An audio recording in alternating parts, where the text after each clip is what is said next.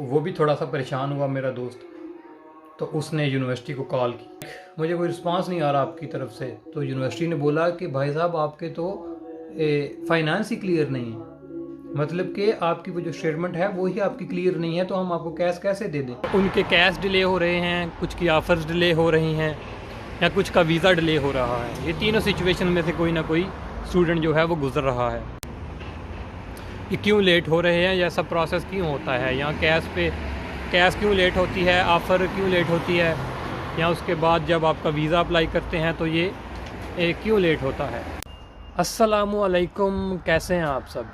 उम्मीद करता हूँ आप सब खैरियत से होंगे।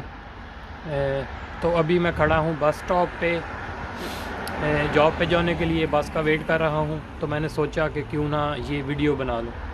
मेरा इस वीडियो को बनाने का कोई दिल नहीं था, कोई मेरा मकसद नहीं था इस वीडियो बनाने का, लेकिन मेरे काफ़ी दोस्तों ने और काफ़ी लोगों ने मुझे ये इंसिस्ट किया है। वो मुझसे बार बार ये पूछ रहे थे जिन्होंने अप्लाई किया हुआ है यूके में स्टडी वीज़ा के लिए, तो उनके कैश डिले हो रहे हैं, कुछ की ऑफ़र्स डिले हो रही हैं, या कुछ का वीज़ा डिले हो रहा है। ये तीनों सिचुएशन में से कोई ना कोई स्टूडेंट जो है वो गुज़र रहा है। तो मैंने सोचा कि यार क्यों ना ये वीडियो बनाऊं और मैं आप सबको जो है वो आपकी थोड़ी सी तसल्ली कर दूं, थोड़ी सी आपकी जो है वो क्लैरिटी कर दूं कि ये क्यों लेट हो रहे हैं, या सब प्रोसेस क्यों होता है, या कैश क्यों लेट होती है, ऑफ़र क्यों लेट होती है, या उसके बाद जब आपका वीज़ा अप्लाई करते हैं तो ये क्यों लेट होता है। तो यार बात यह है कि जिस सिचुएशन से अभी आप गुज़र रहे हैं ना, इसी सिचुएशन से मैं भी गुज़र रहा था। मुझे पता है कि जैसे मैंने ऑफ़र के लिए वेट किया, जब मेरी ऑफ़र आई तो फिर मैंने जो है वो कैश के लिए वेट किया, कैश के बाद फिर मैंने अपने वीज़ा के लिए वेट किया। तो तकरीबन मुझे बहुत ही जो है वो वेट करना पड़ा है, और ये बहुत ही फ्रस्ट्रेटिंग प्रोसेस है। मैं समझ सकता हूँ आप सबकी कंडीशंस को, लेकिन मेरे भाइयों यहाँ पे दो तीन बातें मैं आपसे के साथ जो है वो क्लियर करना चाहता हूँ कि ऐसा क्यों होता है। देखें, ये चीज़ें डिपेंड करती हैं दो चीज़ों पे। एक तो चीज़ आप पे डिपेंड करती है आपके एजेंट पे, जिसके थ्रू आपने अपना वीज़ा अप्लाई किया है। ये बहुत ही मेन फैक्टर है। ये क्यों मेन फैक्टर है, इसकी एग्जांपल भी मैं आगे चल के आपको दूंगा कि ये मेन एजेंट जो आप अपना सेलेक्ट करते हैं, ये कैसे आपके वीज़ा में जो है वो डिले का सबब बनता है, रीज़न बनता है। उसके अलावा जो दूसरी रीज़न है वो यूनिवर्सिटी भी है। यूनिवर्सिटी भी इस प्रोसेस में इन्वॉल्व होती हैं, डिलेज़ होते हैं, हर यूनिवर्सिटी की तरफ से डिले होते हैं। तो ये दोनों जो रीज़न्स हैं इनको मैं आपको बारी बारी क्लियर करता हूँ विद रीज़न्स कि ऐसा क्यों होता है। तो अगर मैं अपनी यूनिवर्सिटी की बात करूँ, लिवरपूल होप की, जो कि लिवरपूल में है, उसकी मैं अगर बात करूँ तो उसका प्रोसेस मैं अपना बताऊँ तो मुझे उन्होंने काफ़ी लेट किया था। कैसे लेट किया था? सबसे पहले जब मैंने अप्लाई किया, जून में मैंने अप्लाई किया, 8 जून को मैंने अप्लाई किया था, और उन्होंने मुझे ऑफ़र दी थी जाके 13 जुलाई को। जून में मैंने अप्लाई किया और मुझे उन्होंने ऑफ़र दी 13 जुलाई को। 1 महीने से ज़्यादा मुझे टाइम लगा ऑफ़र आने में। तो इस बीच में काफ़ी टेंशन थी कि यार ऑफ़र आएगी कि नहीं, उसके क्योंकि आपने अपनी स्टेटमेंट भी बैलेंस करनी होती है, तो वो सारा प्रोसेस था। फिर जब मेरा ऑफ़र आ गया, ऑफ़र के बाद मैंने किया कैश अप्लाई। तो कैश पे तो उन्होंने बहुत ही डिले किया, इतना सारा डिले किया तो मैं आपको बता नहीं सकता। 13 जुलाई को मेरी ऑफ़र आई और उन्होंने मुझे कैश दिया जाके 28 अगस्त को। लाइक 1 मंथ एंड 15 डेज़ तकरीबन मुझे वेट करना पड़ा अपने कैश के लिए। तो फाइनली जब मेरा 28 अगस्त को कैश आया, ये मुझे याद है फ्राइडे का दिन था और मंडे को जो है वो 1 सितंबर बन रही थी। तो फिर मैंने 1 सितंबर को जो है वो अपना वीज़ा अप्लाई किया था।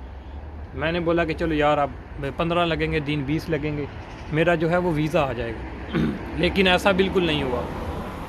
मेरा वीज़ा पूरे 1 मंथ बाद 30 सितंबर को मेरा जो है वो वीज़ा जो है अप्रूव होके एम्बेसी की तरफ से आया था। तो यार जो पहली रीज़न होती है आपके कैश में, ऑफ़र में या वीज़ा डिले होने में, वो होता है आपका एजेंट। मेन आपका एजेंट इस चीज़ में इन्वॉल्व होता है, जिस वजह से आपकी ऑफ़र भी लेट हो जाती है, कैश भी और वीज़ा भी। मेरे साथ ये हो चुका है, मेरे दोस्त के साथ भी ये हो चुका है। उसकी मैं आपको एक पूरा वाक़या सुनाता हूँ कि मेरे दोस्त का कैसे एजेंट ने काम सारा ख़राब किया। मेरा भी लेट हुआ, लेकिन मेरा अल्लाह के करम से जो है वो अल्लाह की माँ बाप की दुआओं से मेरा काम कंप्लीट हो गया था। लेकिन मेरे दोस्त का काम जो है वो एजेंट की वजह से ख़राब हो गया। वो कैसे हुआ कि मेरा दोस्त था, मेरे साथ पढ़ता था, मेरे साथ वो जॉब भी करता था। तो उसने मुझसे पहले उसने 2-3 पहले ही अपना केस जमा करवा दिया था एजेंट के थ्रू। लाइक उसने उसकी कंडीशनल ऑफ़र अनकंडीशनल ऑफ़र भी आ गई थी। तो उसका काफ़ी टाइम हो गया। जब मैंने अप्लाई किया तो तब तक भी उसका कैश नहीं आया था, उसका प्रोसेस चल रहा था। तो मैं उससे पूछता था तो वो कहता था यार एजेंट कह रहा है आ जाएगा, अभी बड़ा टाइम है, अक्टूबर में यूनिवर्सिटी स्टार्ट है, काफ़ी है, इजी हो जाओ, टेंशन ना लो। तो वो भी भाईजान जो है वो इजी ले गए इस चीज़ को। बस वो उन्होंने जॉब भी छोड़ दी और इसके बाद वो बस आज़ादी के यार बस अब 1-2 महीने हैं, मैं इंग्लैंड जा रहा हूँ। तो ऐसे करते करते सितंबर आ गया, उस भाई साहब का कैश ही नहीं, मेरा कैश आ गया। फिर क्या हुआ, वो भी थोड़ा सा परेशान हुआ मेरा दोस्त।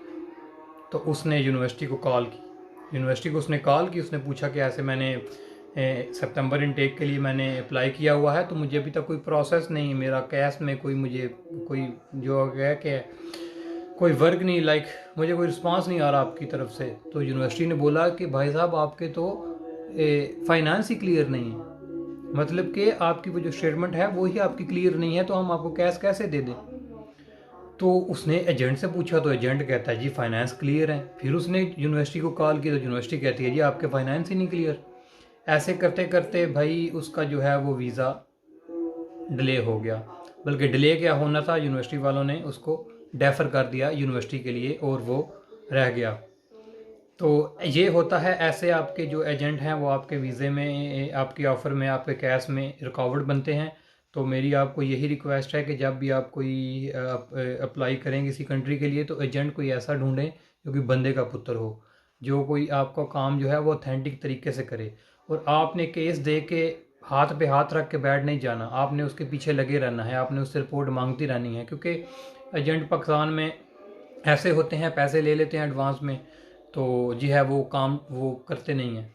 तो ये मैंने अभी अपने दोस्त का आपको अभी एक वैलिड रीज़न बताया जिसकी वजह से उसका वीज़ा डिले हो गया, बल्कि उसकी डेफ़र हो गया, उसका उन्होंने डेफ़र कर दिया उन्होंने यूनिवर्सिटी के लिए। तो अभी वो बेचारा पाकिस्तानी है।